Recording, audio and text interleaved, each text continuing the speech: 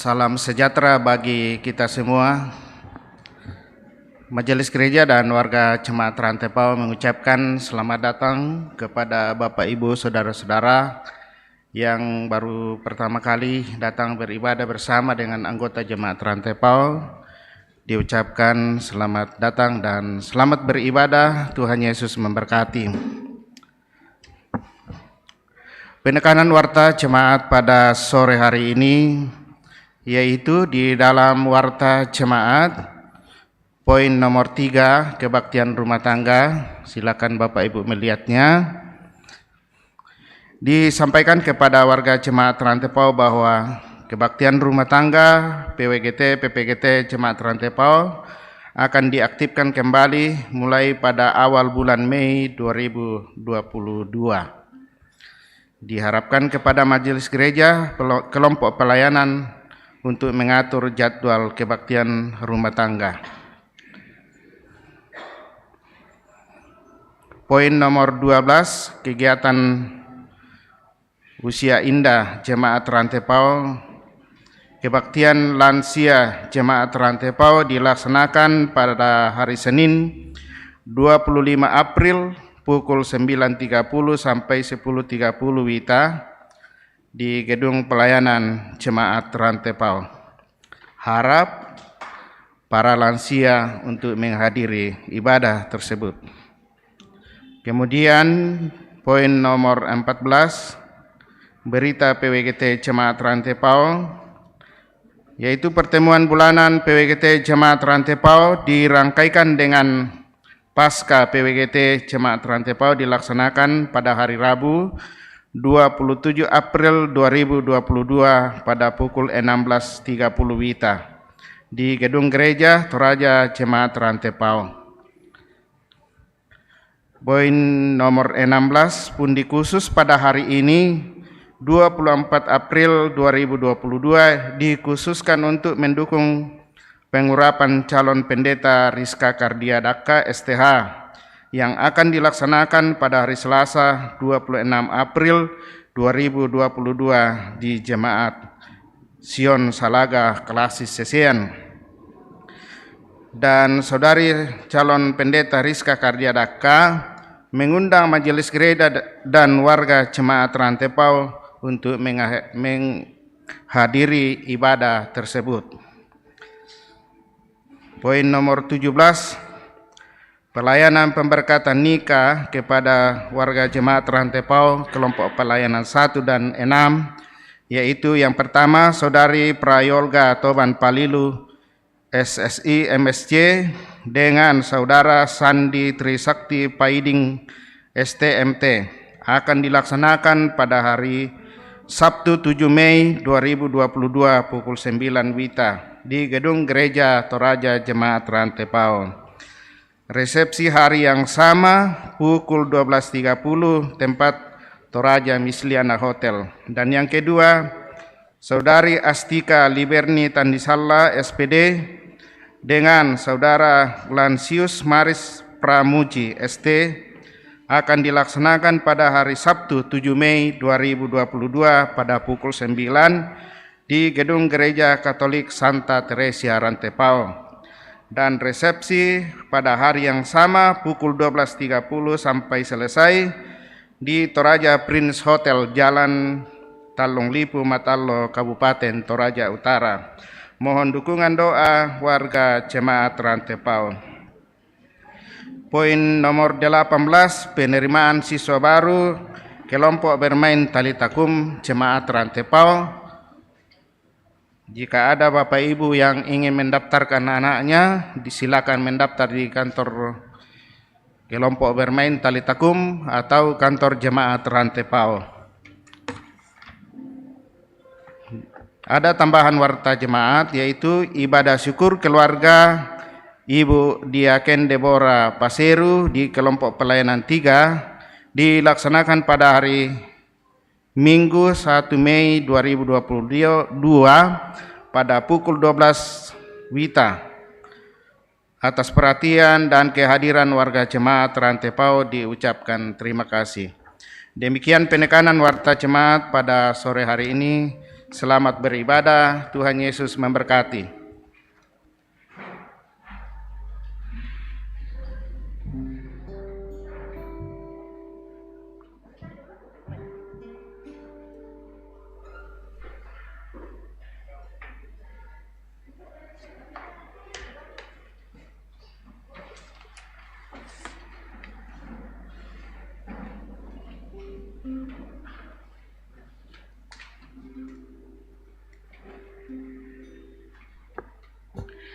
Sidang jemaat kekasih Tuhan, selamat sore dan shalom untuk kita sekalian.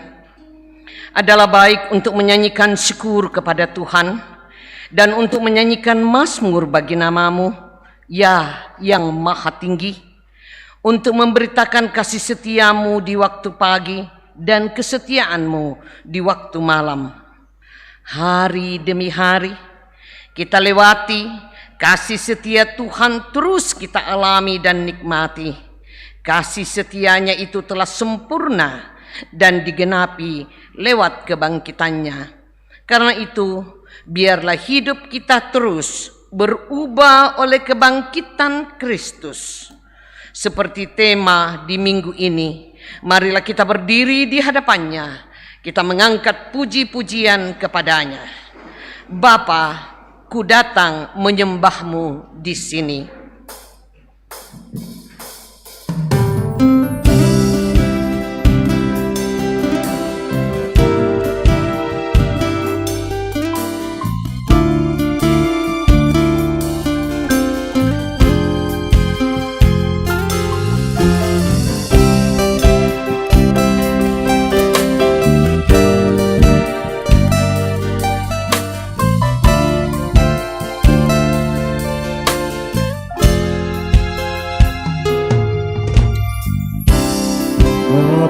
Ku datang menyembah-Mu di sini. Ku percayakan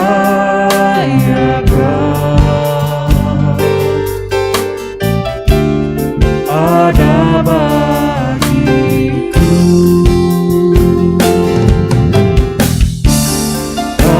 Aku takut sebab Kau sertaku.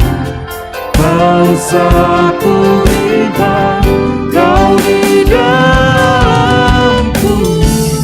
Kau saku cemas, Kau penghiburku.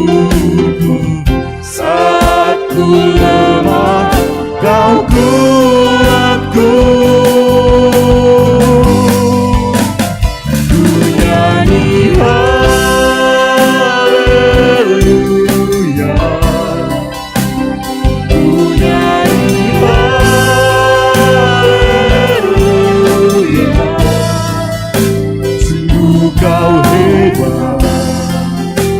Ajaib perkasa perbuatanmu.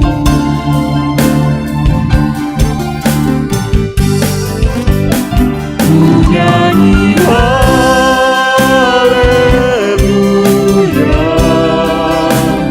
ku nyanyi haleluya. Sungguh Kau hebat, ajaib perkasa perbuatanmu.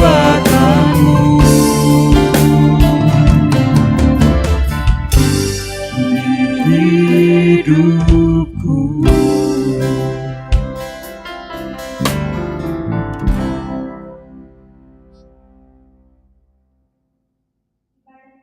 langsung dalam nama Bapa dan Anak dan Roh Kudus.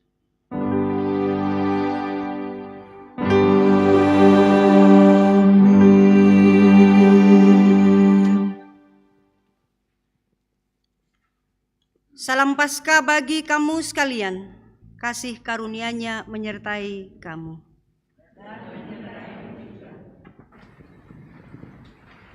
Silakan duduk. Sidang jemaat kekasih Tuhan, kita akan bermazmur Dari Mazmur 150 ayatnya yang pertama sampai ayatnya yang ke-6 secara berbalasan. Mazmur 150 ayat yang pertama sampai ayat yang ke-6. Haleluya, pujilah Allah dalam tempat kudusnya. Pujilah Dia karena segala keperkasaannya. Pujilah Dia dengan tiupan sangkakala. Pujilah Dia dengan rebana dan tari-tarian. Pujilah Dia dengan ceracap yang berdenting. Biarlah segala yang bernafas memuji Tuhan.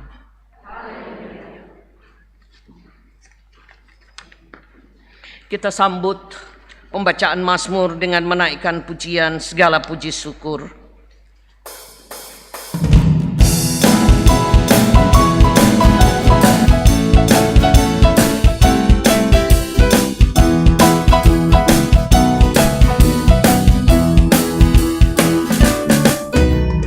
Segala puji syukur hanya bagi-Mu Tuhan, sebab Kau yang layak dipuja.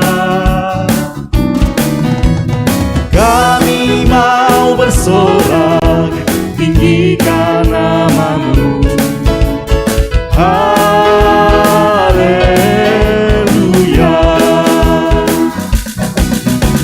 Soraklah haleluya, soraklah haleluya.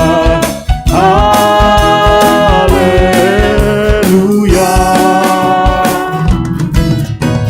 Soraklah haleluya, soraklah haleluya.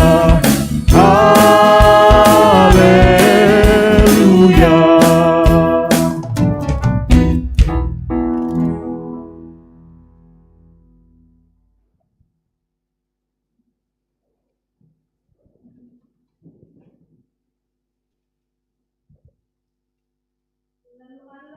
Kan segala firman ini. Akulah Tuhan Allahmu yang membawa engkau keluar dari tanah Mesir, dari tempat perbudakan. Jangan ada padamu Allah lain di hadapanku. Jangan membuat bagimu patung yang menyerupai apapun yang ada di langit di atas, atau yang ada di bumi di bawah, atau yang ada di dalam air di bawah bumi. Jangan sujud menyembah kepadanya atau beribadah kepadanya. Sebab aku, Tuhan Allahmu, adalah Allah yang cemburu, yang membelaskan kesalahan bapa kepada anak-anaknya, kepada keturunan yang ketiga dan keempat dari orang-orang yang membenci aku. Tetapi aku menunjukkan kasih setia kepada beribu-ribu orang, yaitu mereka yang mengasihi aku dan yang berpegang pada perintah-perintahku. Jangan menyebut nama Tuhan Allahmu dengan sembarangan, sebab Tuhan akan memandang bersalah orang yang menyebut namanya dengan sembarangan. Ingatlah dan kuduskanlah hari Sabat. 6 hari lamanya engkau akan bekerja dan melakukan segala pekerjaanmu. Tetapi hari ke-7 adalah hari Sabat Tuhan Allahmu. Maka jangan melakukan sesuatu pekerjaan. Engkau atau anakmu laki-laki, atau anakmu perempuan, atau hambamu laki-laki, atau hambamu perempuan, atau hewanmu, atau orang asing yang di tempat kediamanmu. Sebab 6 hari lamanya Tuhan menjadikan langit dan bumi, laut dan segala isinya, dan ia berhenti pada hari ke-7. Itulah sebabnya Tuhan memberkati hari Sabat dan menguduskannya. Hormatilah ayahmu dan ibumu, supaya lanjut umurmu di tanah yang diberikan Tuhan Allahmu kepadamu. Jangan membunuh, jangan berzinah, jangan mencuri, Jangan mengucapkan saksi dusta tentang sesamamu. Jangan mengingini rumah sesamamu. Jangan mengingini istrinya, atau hambanya laki-laki, atau hambanya perempuan, atau lembunya, atau keledainya, atau apapun yang dipunyai sesamamu. Amin. Kebajikanmu ampuni dan percaya.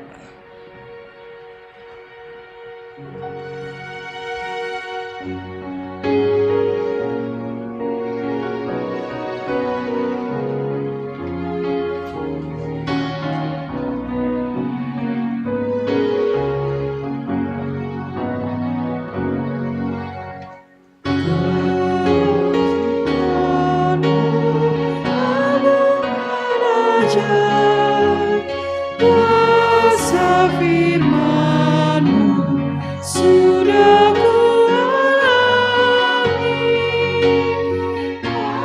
Ajari aku pun berbuat baik, hingga tetap jalan-Mu ku jalani. Walau tertindas, walau dalam air, makin teguh Taurat-Mu ku dalami.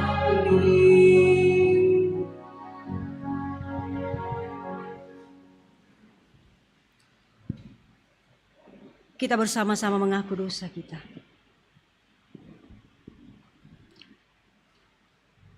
Dalam kesadaran diri akan keterbatasan kita sebagai manusia, marilah mengakui bahwa betapa seringnya kita masih hidup dalam dosa. Pikiran, tutur kata, dan perbuatan masih belum merupakan kesaksian akan kebangkitan Tuhan Yesus. Kita masih sering mengeraskan hati, sehingga kurang menghayati kebangkitan Kristus yang sesungguhnya berkuasa mengubahkan. Dengan rendah hati, marilah mengaku dosa di hadapan Tuhan.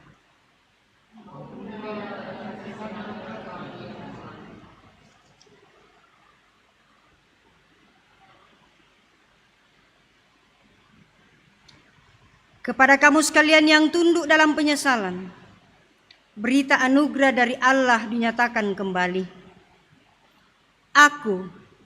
Akulah Tuhan dan tidak ada juru selamat selain daripadaku.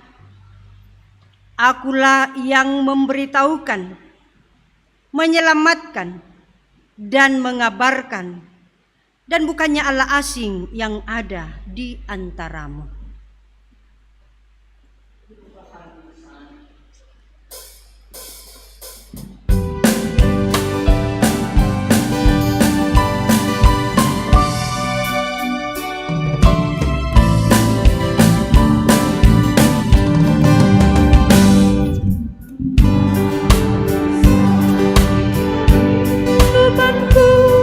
Sejak Yesus di hatiku,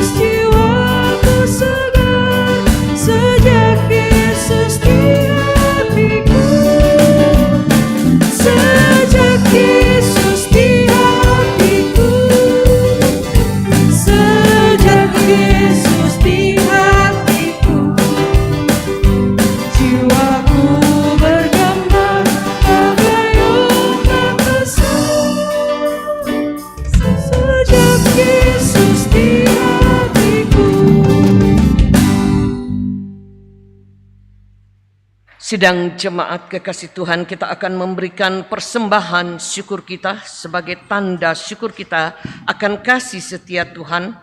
Marilah kita dengarkan Mazmur 111 ayatnya 1 sampai 2 sebagai landasan dari persembahan syukur ini. Haleluya, aku mau bersyukur kepada Tuhan dengan segenap hati dalam lingkungan orang-orang benar dan dalam jemaah. Besar perbuatan-perbuatan Tuhan, layak diselidiki oleh semua orang yang menyukainya. Persembahan dijalankan dan kita iringi dengan pujian Kristus bangkit soraklah sesuai dengan pembagian yang ada.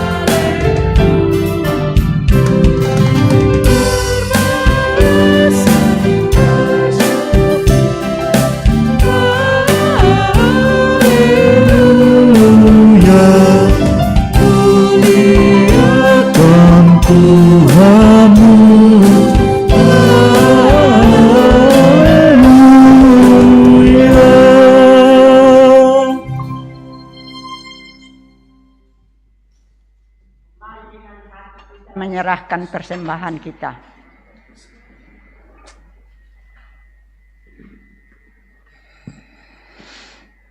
Bapa pengasih dalam surga, Tuhan Yesus telah mengorbankan segala-galanya untuk keselamatan kami dan tanda syukur kami yang kelihatan berupa persembahan melalui pundi, dan syukur hati kami yang tak kelihatan Tuhan yang menilai.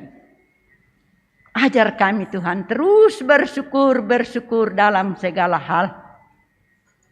Apapun yang kami telah peroleh, Tuhan yang Begitu baiknya tidak dapat kami hitung dengan apapun juga. Baik yang sudah kami terima, baik yang masih akan kami usahakan ke depan ini. Tuhan mendahului kami, agar semua yang kami cari berasal daripada-Mu. Biarlah persembahan ini Tuhan dipakai untuk melebar luaskan firman-Mu di mana saja pun di dalam jemaat. Terima kami Bapa. Ampunkan kami yang tidak sesuai kehendak-Mu di dalam nama Tuhan Yesus. Amin. Amin.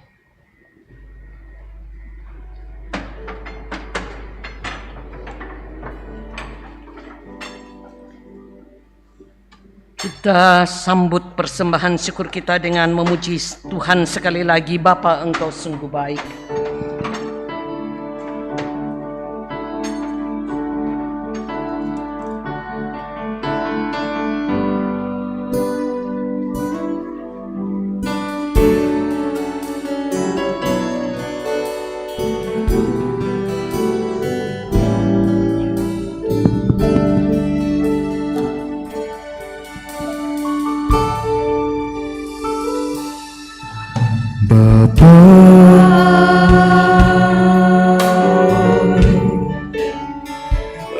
Engkau sungguh baik, kasih-Mu melimpah di hidupku.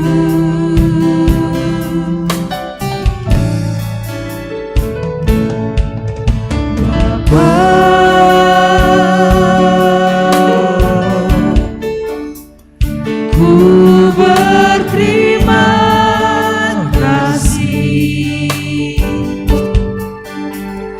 berkat-Mu hari ini yang Kau sediakan bagiku.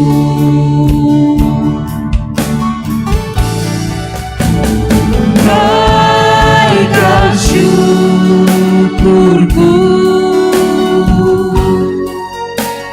buat hari yang Kau beri. Tak habis-habisnya kasih dan rahmat-Mu.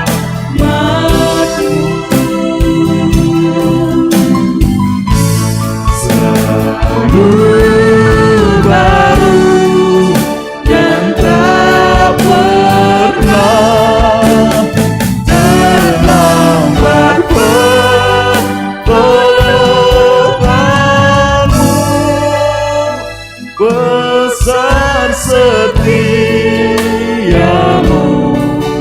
di sepanjang hidupku.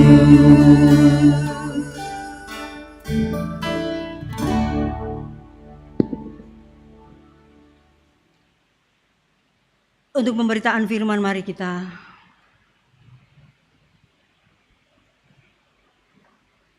berdoa. Bapa yang sungguh baik, kembali kami hadir dalam rumah-Mu yang kudus ini.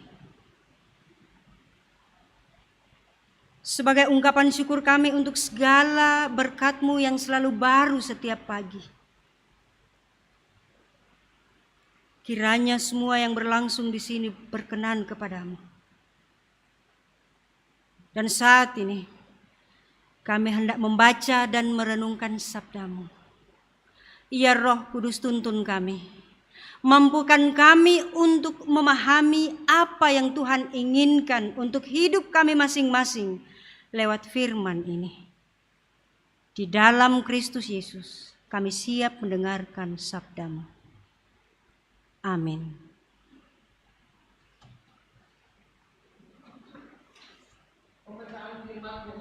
Pertama dari Kisah Para Rasul pasal 5 ayatnya yang ke-26 sampai ayatnya yang ke-42.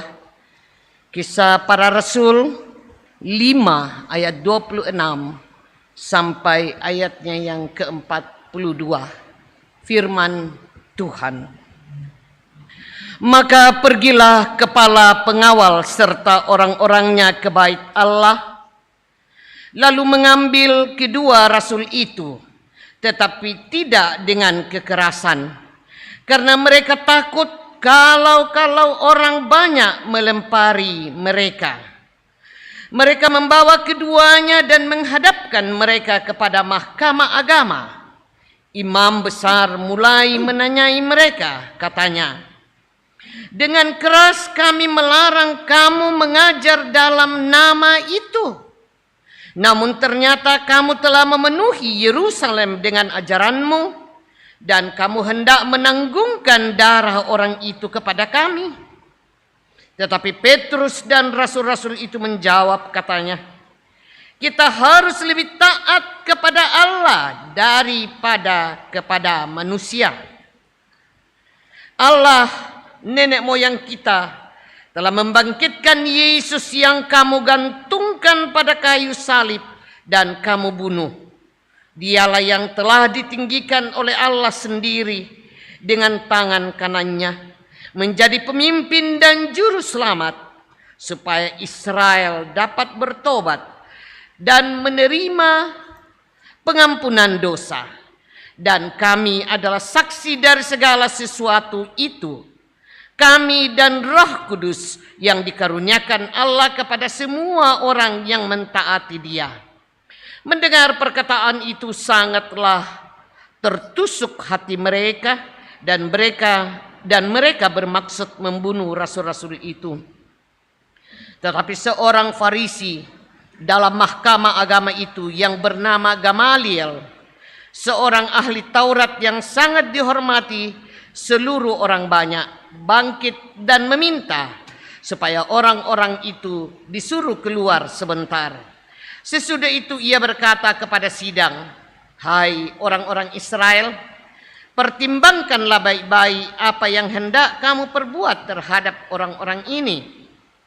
Sebab dahulu telah muncul si Teudas yang mengaku dirinya seorang istimewa, dan ia mempunyai kira-kira 400 orang pengikut.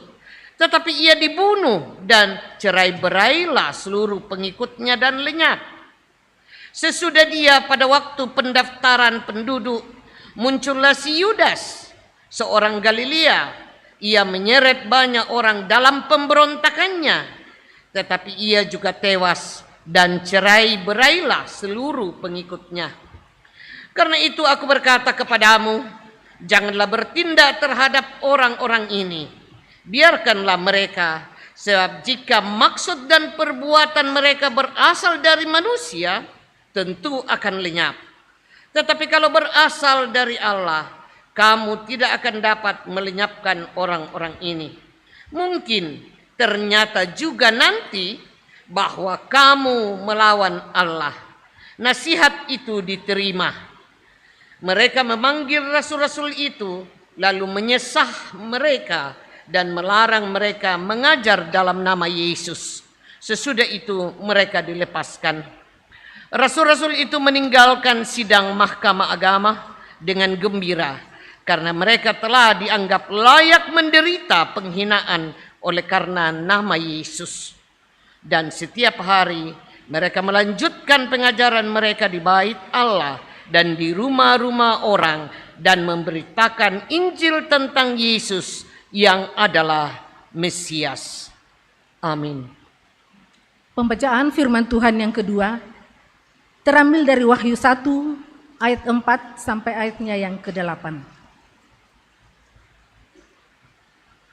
Wahyu 1 ayat 4 sampai ayatnya yang ke-8. Salam kepada ketujuh jemaat. Dari Yohanes kepada ketujuh jemaat yang di Asia Kecil. Kasih karunia dan damai sejahtera menyertai kamu, dari Dia yang ada dan yang sudah ada dan yang akan datang, dan dari ketujuh roh yang ada di hadapan tahtanya, dan dari Yesus Kristus, saksi yang setia, yang pertama bangkit dari antara orang mati, dan yang berkuasa atas raja-raja bumi ini. Bagi Dia yang mengasihi kita dan yang telah melepaskan kita dari dosa kita oleh darah-Nya, dan yang telah membuat kita menjadi suatu kerajaan, menjadi imam-imam bagi Allah Bapa-Nya. Bagi Dialah kemuliaan dan kuasa sampai selama-lamanya. Amin. Lihatlah, Ia datang dengan awan-awan, dan setiap mata akan melihat Dia, juga mereka yang telah menikam Dia.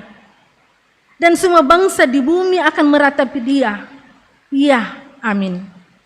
Aku adalah Alfa dan Omega, firman Tuhan Allah, yang ada dan yang sudah ada dan yang akan datang, yang Maha Kuasa. Amin.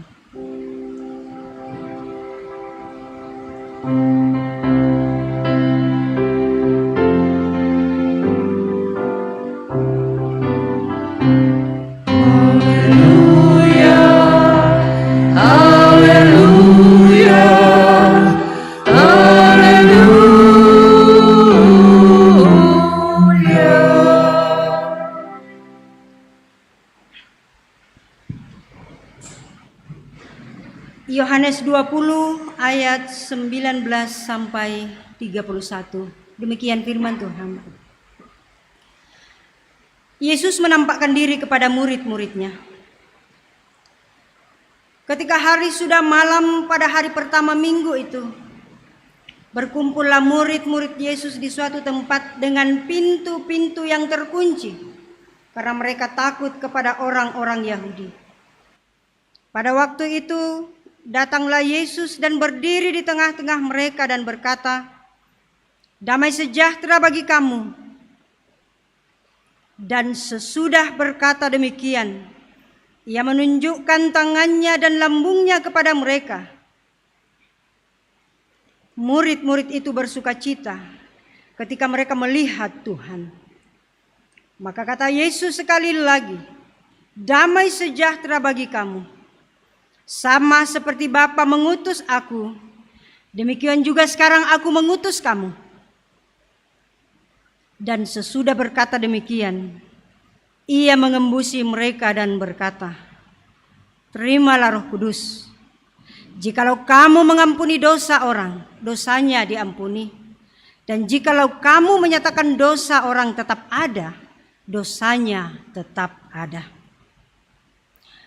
Tetapi Thomas, seorang dari ke-12 murid itu yang disebut Didimus, tidak ada bersama-sama dengan mereka ketika Yesus datang ke situ. Maka kata murid-murid yang lain itu kepadanya, "Kami telah melihat Tuhan." Tetapi Thomas berkata kepada mereka, "Sebelum aku melihat bekas paku pada tangannya, dan sebelum aku mencucukkan jariku ke dalam bekas paku itu, dan mencucukkan tanganku ke dalam lambungnya, sekali-sekali aku tidak akan percaya." 8 hari kemudian murid-murid Yesus berada kembali dalam rumah itu, dan Thomas bersama-sama dengan mereka. Sementara pintu-pintu terkunci, Yesus datang dan Ia berdiri di tengah-tengah mereka dan berkata, "Damai sejahtera bagi kamu." Kemudian Ia berkata kepada Thomas, "Taruhlah jarimu di sini dan lihatlah tanganku. Ulurkanlah tanganmu dan cucukkan ke dalam lambungku. Dan jangan engkau tidak percaya lagi, melainkan percayalah." Thomas menjawab dia, "Ya Tuhanku dan Allahku." Kata Yesus kepadanya, "Karena engkau telah melihat aku, maka engkau percaya. Berbahagialah mereka yang tidak melihat, namun percaya." Memang masih banyak tanda lain yang dibuat Yesus di depan mata murid-muridnya yang tidak tercatat dalam kitab ini. Tetapi semua yang tercantum di sini telah dicatat, supaya kamu percaya bahwa Yesuslah Mesias, Anak Allah, dan supaya kamu oleh imanmu memperoleh hidup di dalam nama-Nya. Amin.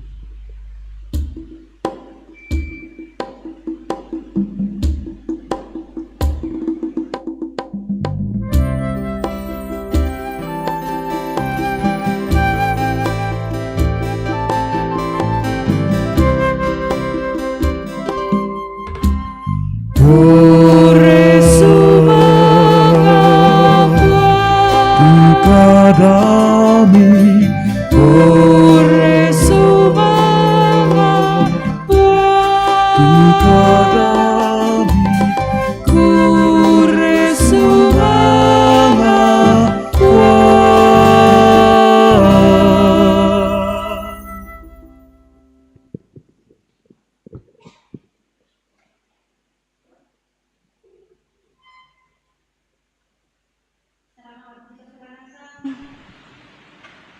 Salam asitamu lante kami nomban. Masih dalam suasana Paskah. Hari Kamis kemarin juga kita bersama-sama merayakan Hari Kartini. Jagat medsos dipenuhi dengan postingan-postingan tentang semboyan, tentang tulisan-tulisan Kartini 140 tahun yang lalu. Seorang perempuan belia yang sangat visioner. Sayang sekali dia hanya hidup sampai usia 25 tahun. Tetapi dengan usia hanya 25 tahun itu, dia mampu menginspirasi begitu banyak orang, khususnya perempuan, hingga hari ini. Ia menuliskan hal-hal yang menyakitkan. Ia mengungkapkan ketidakberdayaan dia oleh sistem patriarkal yang sangat menguasai, yang sangat dominan pada saat itu. Salah satu semboyan yang kita bisa hubungkan dengan tema kita saat ini adalah dia mengatakan banyak hal yang bisa menjatuhkanmu. Banyak hal yang bisa menjatuhkanmu. Tapi hanya ada satu hal yang bisa benar. Intinya adalah diri yang tidak mau berubah.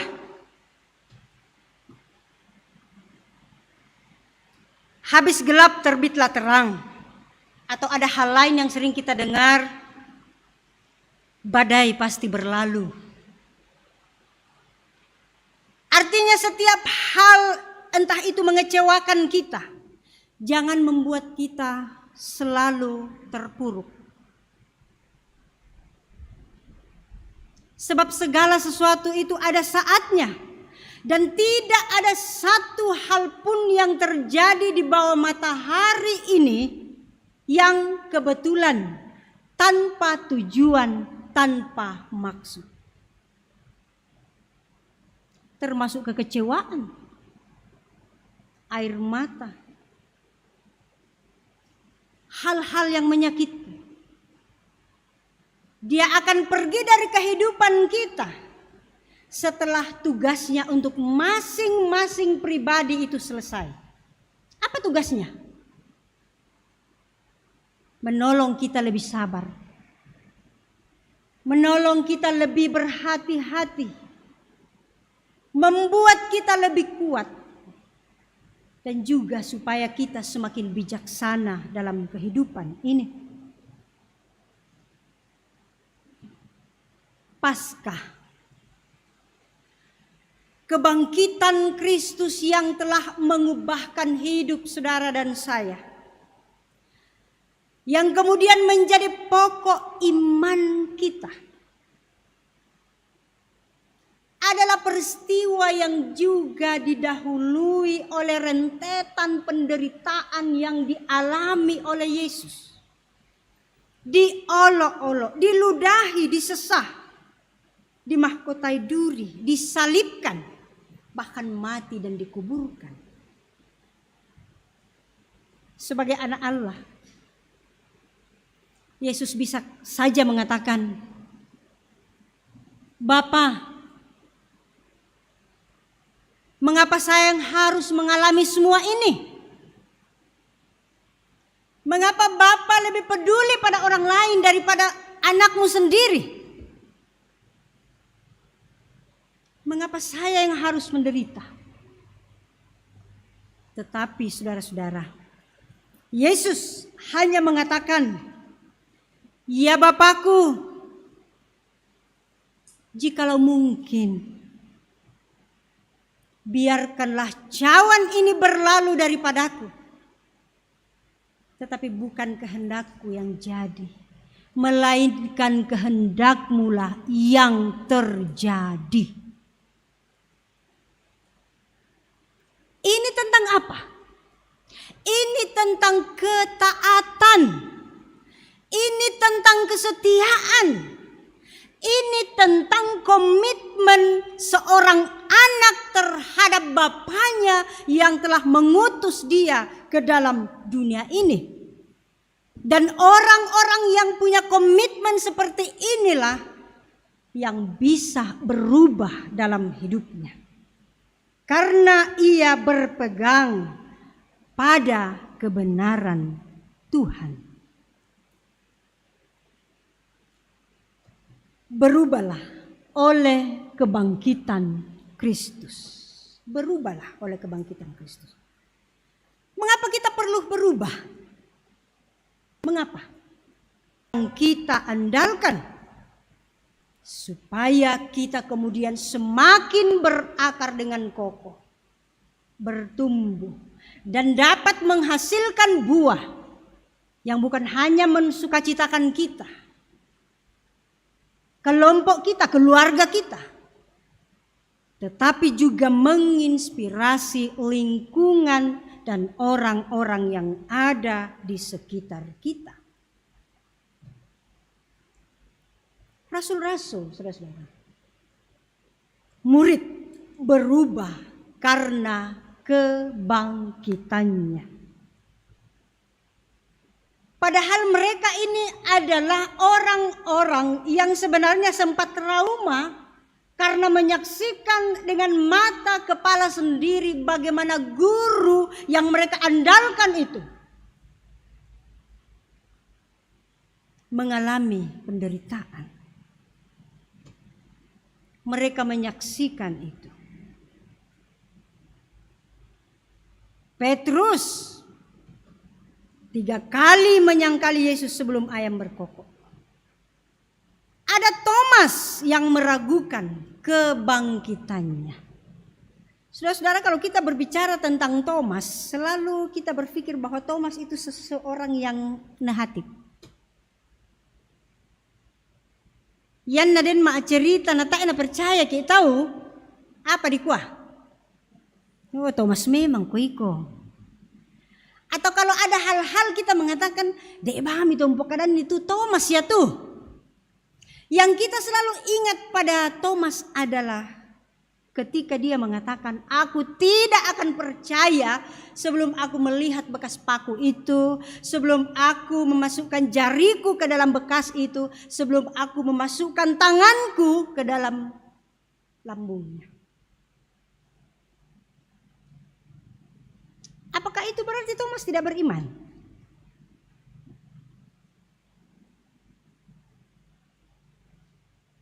Yang saya mau katakan di sini adalah Thomas sebenarnya mewakili karakter manusia di sepanjang zaman, termasuk kita yang hadir pada saat ini, yang sering meragukan kuasa Allah. Dia mewakili kita. Bedanya adalah mungkin kita sering bersembunyi. Kita tidak mau mengakui itu. Tetapi Thomas secara terbuka mengatakan, aku tidak percaya. Jemaat Tuhan, sangat menarik memperhatikan bagaimana respon murid-murid yang lain. Ketika mereka mengatakan itu dan Thomas tidak percaya, tidak ada satu pun di antara mereka yang marah dan menyalahkan Thomas. Tidak ada seorang pun dari mereka yang kemudian memandang rendah Thomas. Dan Yesus pun tidak marah. Yesus tidak merasa tidak dihargai. Tak enak itu Yesus. Thomas mu pakasi iri kitongan. Apa bang ngamo nakwan na atau dako to Thomas ke. Anak muridku maro ko. Tak mu patongan nak. Kita sering mengatakan seperti itu kan. Apa kata orang?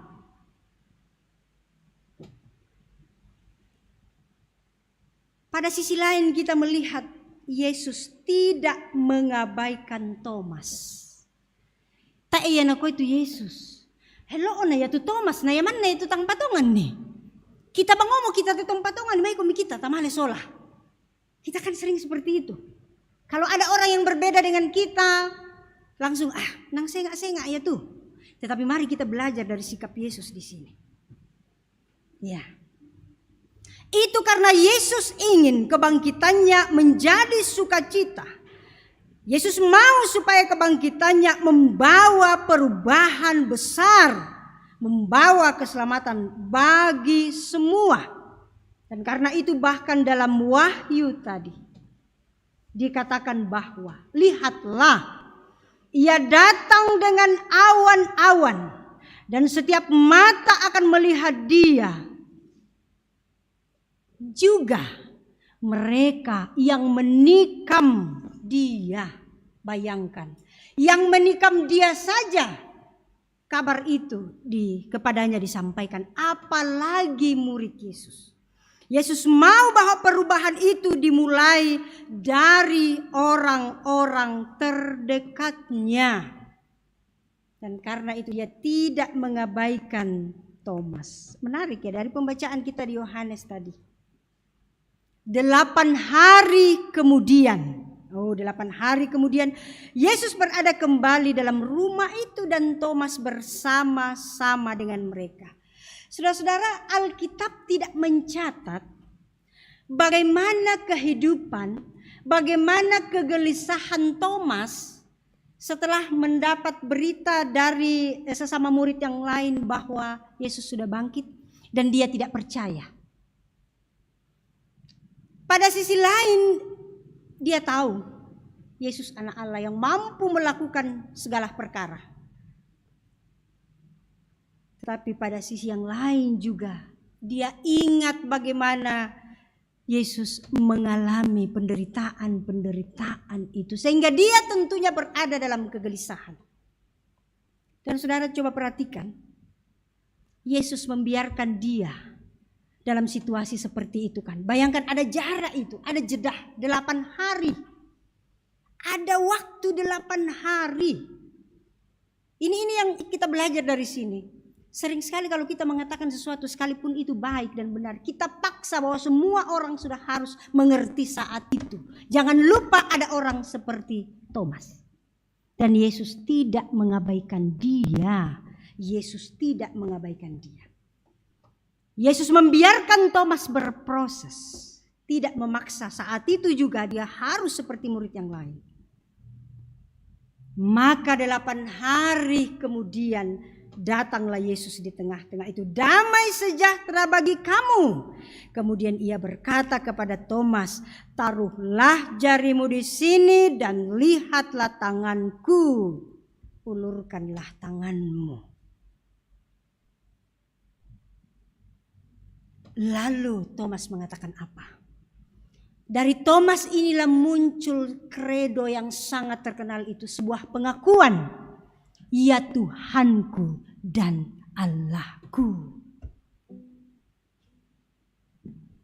Apa yang menolong Thomas yang dulunya menyangkal ini, yang tidak percaya tanpa bukti ini, mampu mengatakan ya Tuhanku dan Allahku?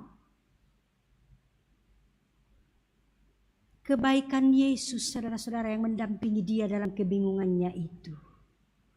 Dia tidak mengabaikan Thomas. Karena Yesus tahu Thomas ada saatnya juga akan mengalami itu dan percaya itu. Yesuslah yang mengantar Thomas sampai pada titik itu. Dan itulah pentingnya mengapa Yesus menampakkan diri berkali-kali pada tempat yang berbeda dan juga pada orang yang hampir semua berbeda. Untuk menjawab keraguan, untuk menjawab ketidakpercayaan, sekaligus membuktikan bagi banyak orang tentang kebenaran Paskah. Saudara-saudara, setiap orang bisa berubah. Setiap orang bisa berubah. Thomas dari seorang peragu ini menjadi sosok yang luar biasa. Ada perubahan dalam hidupnya. Bukan sekedar perubahan, tetapi perubahan besar. Perubahan besar di kehidupanku. Perubahan besar, saudara-saudara. Bukan hanya Thomas. Coba kita lihat bagaimana Yesus menolong orang lain untuk bisa berubah. Dari kisah Petrus. Petrus bayangkan 3 kali menyangkal. Ketika ada orang yang melihat dia, engkau juga selalu bersama-sama dengan Yesus orang Galilea itu. Tetapi Petrus mengatakan, aku tidak tahu apa yang engkau katakan. Itu di Matius 26 ya. Ayat 69. Kemudian untuk kedua kalinya ada lagi orang lain yang melihat orang ini bersama-sama dengan Yesus orang Nazaret itu. Dan ia menyangkal pula dan mengatakan, aku tidak kenal orang itu. Yang ketiga yang sangat menyedihkan sebenarnya. Bayangkan yang ketiga ini. Maka mulailah, ya karena orang mengatakan pasti engkau juga salah seorang dari mereka itu, nyata dari bahasamu.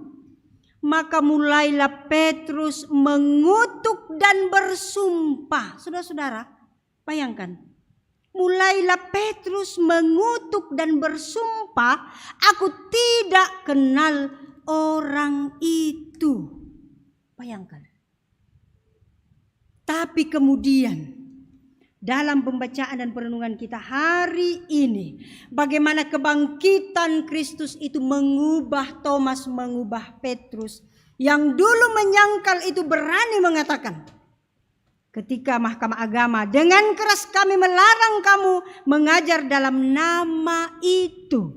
Coba perhatikan, mereka mengatakan nama itu. Tak edukona barani pokade kumua nama Yesus. Karena mereka tahu bahwa orang yang hadir pada saat itu, orang yang banyak hadir pada saat itu percaya pada Yesus. Tetapi Petrus dan rasul-rasul itu menjawab, kita harus lebih taat kepada Allah daripada kepada manusia. Ini kuncinya kalau kita mau berubah. Kita bisa berubah karena kebangkitan Kristus kalau ini kita pegang teguh bahwa kita harus lebih taat kepada Allah daripada kepada manusia. Kenapa?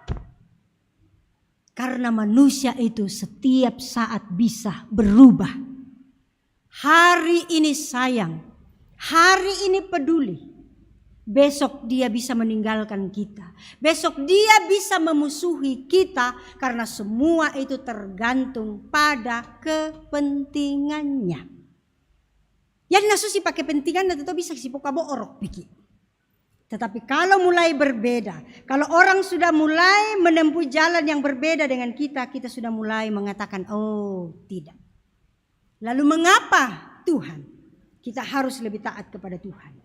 Karena Tuhan yang penuh kasih itu, yang telah mengasihi kita di dalam Kristus Yesus, adalah Dia yang tidak pernah berubah. Kemarin, hari ini, bahkan sampai selama-lamanya. Sekalipun kita berulang kali berubah, Dia tidak pernah berubah. Dan orang-orang pada saat itu yang mendengar jawaban Petrus menjadi tertusuk hatinya. Saudara, dalam kehidupan ini, ketika kita mengatakan kebenaran, selalu ada orang yang tertusuk hatinya. Selalu ada orang yang tidak senang. Tetapi teruslah melakukan kebaikan, teruslah mengatakan kebenaran. Karena selalu dalam keadaan-keadaan yang kita terbatas, ada saja orang yang Tuhan pakai untuk menolong kita. Seperti Gamaliel dalam pembacaan ini. Bayangkan, Gamaliel menjadi satu-satunya orang dari mahkamah agama itu yang punya pemahaman yang berbeda. Hai orang Israel, pertimbangkanlah baik-baik apa yang hendak kamu perbuat pada orang-orang ini. Lalu dia memberikan contoh 2 orang, Teudas. Dia dulu menganggap dirinya istimewa. Punya pengikut kira-kira 400 orang. Lalu ada juga Yudas orang Galilea, toh juga tewas. Sebab karena itu biarkanlah mereka. Biarkan mereka, sebab jika maksud dan perbuatan mereka berasal dari manusia, tentu akan lenyap. Tetapi kalau itu berasal dari Allah, kamu tidak akan dapat melenyapkan orang-orang ini. Mungkin ternyata juga nanti bahwa kamu melawan Allah. Apa yang bisa menyulitkan kita? Apa yang bisa menghalangi kita untuk berubah? Sekalipun Kristus sudah bangkit itu. Dari ayat ini tadi. Karena kita sering lebih taat kepada manusia daripada kepada Allah. Karena kita lebih sering menganggap bahwa kita itu selalu menjadi ukuran kebenaran. Muya pala na pukada tumay nang aku bangsa itu latongan. Aku pi, kami pi. Dikuaya kita pi, kita solanasang. Iya. Juga kita menjadi sulit untuk berubah sekalipun Kristus sudah bangkit dari antara orang mati. Karena kita sering menjadi penghalang bagi orang lain. Kita sering menjadi ancaman bagi orang lain ketika orang lain mulai mengatakan atau melakukan hal-hal yang tidak sesuai dengan keinginan kita, tidak sesuai dengan kepentingan kita. Berhati-hatilah. Bisa jadi dia yang benar dan kitalah yang salah. Dan orang itu sebenarnya sedang dipakai Tuhan untuk mengingatkan kita, untuk menolong kita. Kita bisa berubah. Karena itu berubahlah karena kebangkitannya. Kita bisa berubah karena Paskah. Kalau kita mampu meneladani sikap Yesus. Ia mengasihi semua orang. Ia tidak mengabaikan siapapun. Ia tidak mengabaikan seseorang karena kelemahannya. Thomas yang sempat runtuh imannya itu dia tidak abaikan. Petrus yang menyangkalnya sampai 3 kali itu dia tidak abaikan, dia tidak hukum. Karena Yesus tahu mereka pasti bisa berubah. Juga kepada kita yang hadir pada saat ini. Yang masih ragu. Yang sering pesimis karena mungkin ada harapan-harapan kita yang kita merasa dihancurkan oleh orang lain atau belum terjadi seperti yang kita impikan. Saudara-saudara, mari kita menjadikan pengalaman yang mengecewakan. Mari kita menjadikan pengalaman-pengalaman yang menyedihkan bahkan yang menyakitkan itu menjadi motivasi untuk lebih bersemangat dan kuat. Bukankah orang-orang yang hebat itu adalah orang yang sering jatuh tetapi memilih untuk tidak menyerah. Karena mereka percaya tangan Tuhan senantiasa siap untuk menopang sehingga mereka tidak jatuh terjerembab. Seseorang itu bisa berubah, kita ini bisa berubah. Adalah jika kita lebih taat kepada Allah daripada kepada manusia. Jika kita tidak mengabaikan dan mengkerdilkan siapapun. Jika kita bisa menghargai dan melihat, ini penting. Jika kita menghargai dan melihat keraguan orang lain sebagai kesempatan bagi kita untuk membuktikan bahwa kita layak dipercaya, bahwa kita layak menjadi teladan bagi orang lain. Dan dari Gamaliel kita bisa belajar bahwa kita bisa berubah kalau kita berani berbeda dan berani bersuara. Pertimbangkanlah baik-baik apa yang hendak kamu katakan dan lakukan. Sekali lagi, kita semua bisa berubah kalau kita memiliki komitmen untuk lebih taat kepada Allah dibanding kepada manusia. Dan di samping itu saudara-saudara, memang kita butuh support system. Kita membutuhkan orang-orang di sekeliling kita yang bisa menguatkan kita ketika kita lemah, yang bisa terus memberi semangat kepada kita ketika kita hampir-hampir berputus asa. Dan kiranya bukan hanya kita yang berubah, tetapi kita bisa menginspirasi siapapun untuk berubah demi kemuliaan Kristus. Terpujilah Allah, haleluya, amin.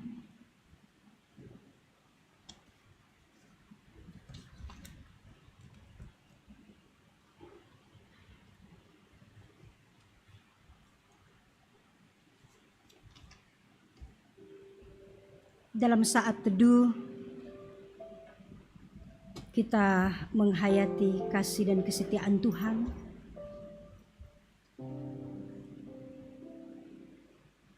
Kita berkomitmen untuk lebih percaya dan taat kepada Allah daripada kepada manusia.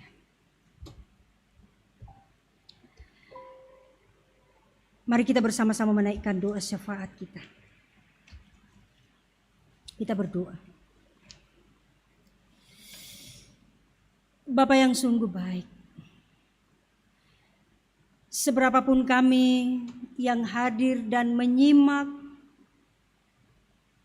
pemberitaan firman ini, dimanapun kami berada, kami kembali tunduk kepala di hadapan hadirat-Mu, mensyukuri segala kebaikan-Mu, mensyukuri firman-Mu yang senantiasa mengingatkan dan menolong kami bahwa kami adalah orang-orang yang sungguh berharga, yang dapat berubah karena kebangkitan Kristus. Kami adalah orang-orang yang sekalipun sering hidup dalam pergumulan, ada banyak harapan-harapan kami yang belum sesuai dengan kenyataan. Tetapi kami percaya Allah tidak pernah meninggalkan kami. Sepanjang dalam hidup ini kami lebih taat kepada Allah daripada kepada manusia. Seberapapun kami yang senantiasa setia kepadamu, kami menyerahkan kehidupan kami Tuhan. Secara khusus 1 minggu ke depan, tolong dan tuntunlah kami semua, supaya kami dapat berdiri kokoh. Kami dapat menginspirasi banyak orang di sekitar kami. Kami menjadi teladan dalam kata dan perbuatan. Kami percaya dalam segala upaya dan perjuangan kami, Tuhan selalu ada. Dan Tuhan mengirim orang-orang yang tidak pernah kami duga untuk menolong juga kami ketika kami membutuhkan dukungan dari sesama kami. Kami berdoa untuk rencana jemaat Tuhan di Jemaat Rantai Pau ini. Untuk program-program jemaat Tuhan. Berkati Bapak dan Ibu Pendeta, semua majelis gereja, pengurus OIG, dan bahkan setiap kami yang akan mengambil bagian di dalam tanggung jawab itu. Tuhan, kami ini sungguh berharga. Kami ini luar biasa. Karena itu pakailah kami seturut dengan kehendak-Mu. Secara khusus kami sebagai generasi muda, harapan bangsa kini dan ke depan, harapan gereja. Begitu besar harapan kami, harapan orang tua. Dan kami ada di sini karena Tuhan. Kami sampai di titik ini karena Tuhan. Kuatkan terus iman dan pengharapan kami di tengah-tengah begitu banyak godaan dan tantangan. Mampukan kami untuk memahami betapa tinggi dan dalamnya dan betapa panjang dan lebarnya kasih dan kesetiaan-Mu yang tidak pernah berubah itu. sehingga selayaknya dalam kehidupan ini kami selalu mencari kehendak-Mu. Terpujilah Engkau Bapa. Malam ini kami serahkan seluruh kehidupan kami ke dalam tangan-Mu. Kiranya Engkau menolong kami. Juga ketika kami hendak kembali ke tempat kami masing-masing, tibakan kami dengan selamat sejahtera. Bapa di surga, sekali lagi jadikan kami dalam berbagai tanggung jawab yang Tuhan percayakan kepada kami menjadi orang yang patut dibanggakan, menjadi orang yang memberi semangat baru kepada setiap orang dalam pergumulan yang mereka hadapi. Terpujilah Engkau Bapa. Inilah doa kami. Ampuni salah dan dosa kami. Jawablah kami seturut dengan kehendak-Mu. Karena doa ini kami panjatkan kepadamu di dalam Kristus Yesus yang telah mengajar kami berdoa bersama-sama. Bapa kami yang di surga, dikuduskanlah nama-Mu. Datanglah kerajaan-Mu, jadilah kehendak-Mu di bumi seperti di surga. Berikanlah kami pada hari ini makanan kami yang secukupnya. Dan ampunilah kami akan kesalahan kami, seperti kami juga mengampuni orang yang bersalah kepada kami. Dan janganlah membawa kami ke dalam pencobaan, tetapi lepaskanlah kami daripada karena Engkau yang mempunyai kerajaan dan kuasa dan kemuliaan sampai selamanya. Amin.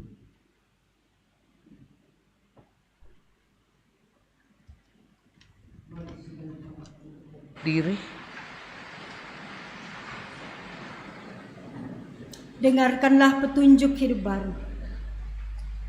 Kata Yesus kepadanya, karena engkau telah melihat aku, maka engkau percaya. Berbahagialah mereka yang tidak melihat, namun percaya.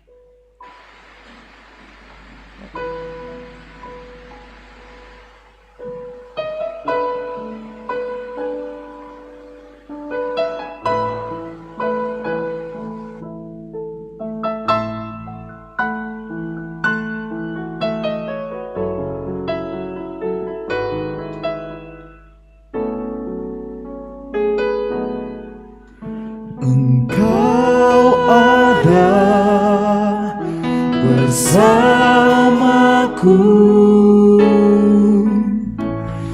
di setiap musim hidupku. Tak pernah kau biarkan ku sendiri.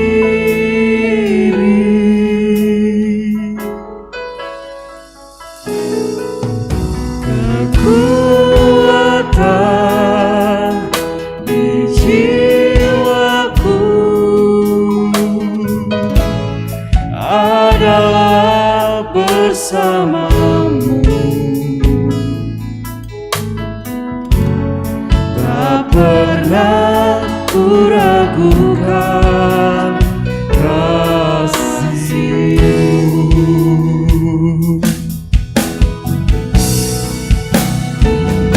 Bersamamu Bapa, ku lewati semua. Perkenan-Mu ya, teguhkan hatiku. Engkau yang bertindak,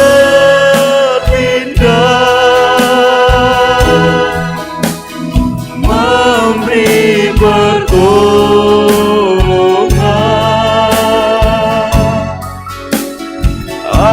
Anugerah-Mu besar, melimpah bagiku.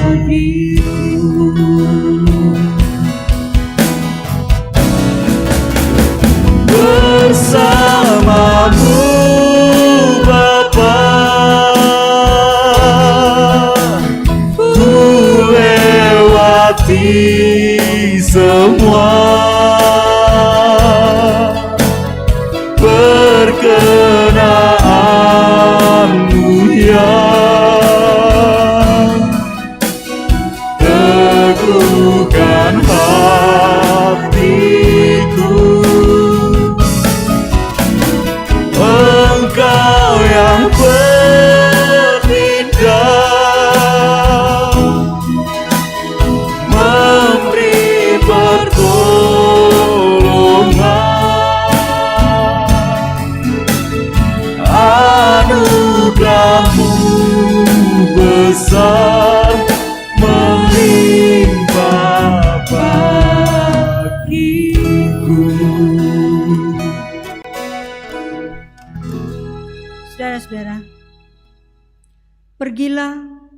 dan lakukanlah firman Tuhan yang telah kamu dengar.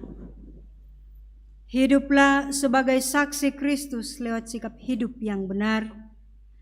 Berubahlah ke arah yang dikehendaki Tuhan. Terimalah berkat-Nya. Tuhan memberkati engkau dan melindungi engkau. Tuhan menyinari engkau dengan wajah-Nya dan memberi engkau kasih karunia. Tuhan menghadapkan wajah-Nya kepadamu dan memberi engkau damai sejahtera. Amin. Sidang jemaat kekasih Tuhan, sebelum kita kembali ke rumah masing-masing, kita menaikkan sekali lagi pujian yang akan menjadi bekal kita seminggu ke depan. Kita harus membawa berita.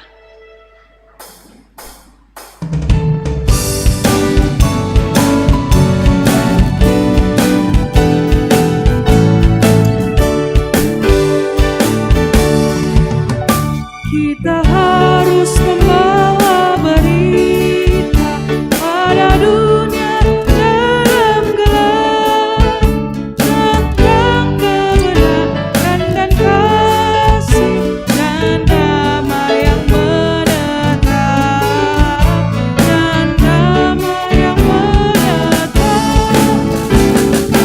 Gelap jadi terang pagi dan remang jadi siang kan.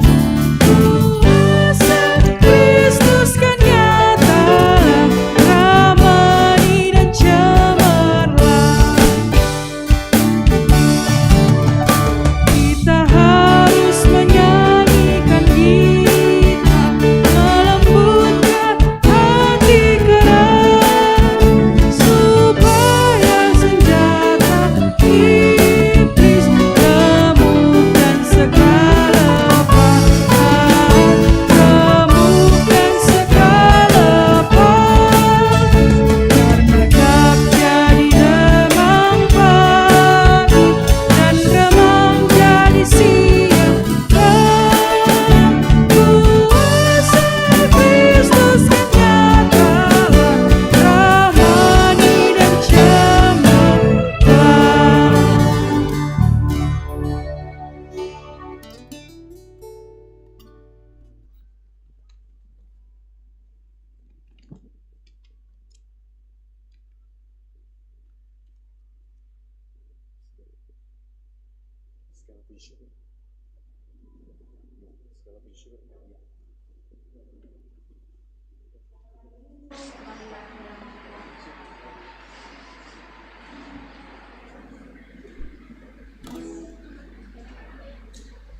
Ayo musiknya.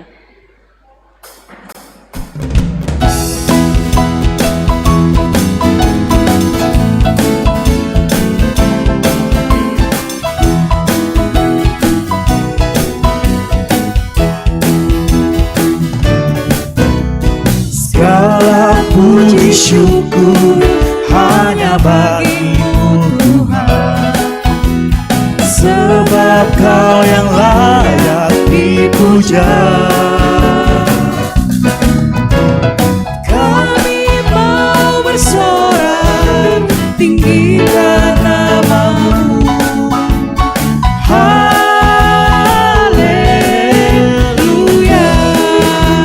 Sorak haleluya, soraklah haleluya, soraklah haleluya, haleluya.